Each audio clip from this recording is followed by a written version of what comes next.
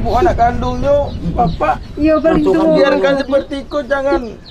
Hari ini juga, bawa mak nih balik, Bu. Iya Pak, ya. Makasih banyak. Bawa mak balik. Pak, tolong mobil dari kita. Siapkan Pak ya. Ambulan sudah siap, Pak. Udah suruh Bu. Iya Pak. Mak udah meninggal, ada lagi Pak Tiko. Mak aku dibiarkan Tiko, Bu. Pagi ini saya menyaksikan sebuah video viral yang telah ditonton puluhan ribu viewer hanya dalam hitungan jam. Video yang menyajikan pemandangan seorang anak muda yang sekonyong-konyong menangis karena iba melihat nasib seorang ibu tua. Tangisan sebagai perwujudan emosi yang menggambarkan empati sang pemuda adalah hal yang wajar, karena emosi dan empati merupakan reaksi alamiah manusia terhadap berbagai kondisi yang nyata. Itu teorinya menurut Daniel Goleman, seorang penulis buku psikologi bestseller tentang kecerdasan emosi yang karyanya pernah saya baca. Dedi Wahyudi, nama pemuda dalam video tersebut. Pemuda yang sekarang menjabat sebagai wakil wali kota Bengkulu.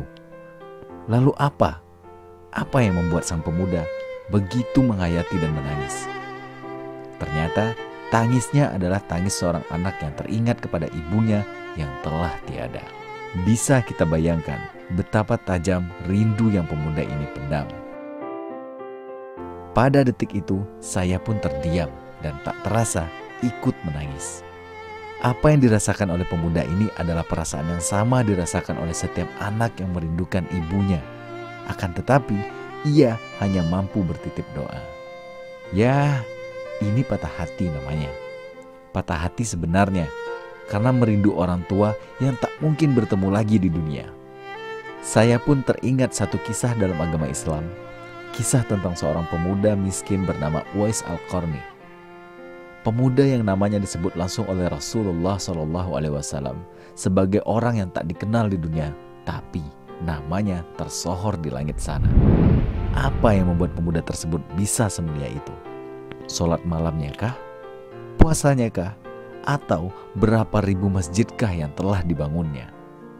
Ternyata pemuda miskin bernama Uwais Al-Qarni itu menjadi hamba yang istimewa, terjamin tempatnya di surga karena ia mendedikasikan seluruh hidupnya untuk berbakti kepada ibu kandungnya sendiri.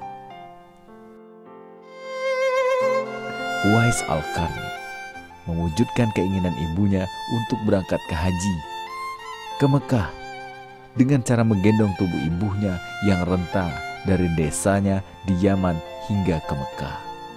Sebuah bakti yang sungguh luar biasa beratnya. Mengingat jarak dari Mekah ke perbatasan Yaman, jaraknya tidak main-main, sejauh 590 km. Wow, sekali lagi, ini bukan soal apa-apa. Ini soal bakti kepada orang tuanya, terutama bakti anak kepada seorang ibu. Karena berkata Rasulullah SAW ketika ditanyakan perihal siapa yang berhak untuk kita berbakti kepadanya setelah bakti kita kepada Allah dan Rasulnya, maka Nabi menjawab, ibumu, ibumu, ibumu, lalu bapakmu. Karena faktanya tanpa cinta kedua ibu bapak kita tak akan pernah bisa menjadi apa-apa. Hormat dari kami untukmu, wahai pemuda yang merindukan bakti kepada kedua orang tua.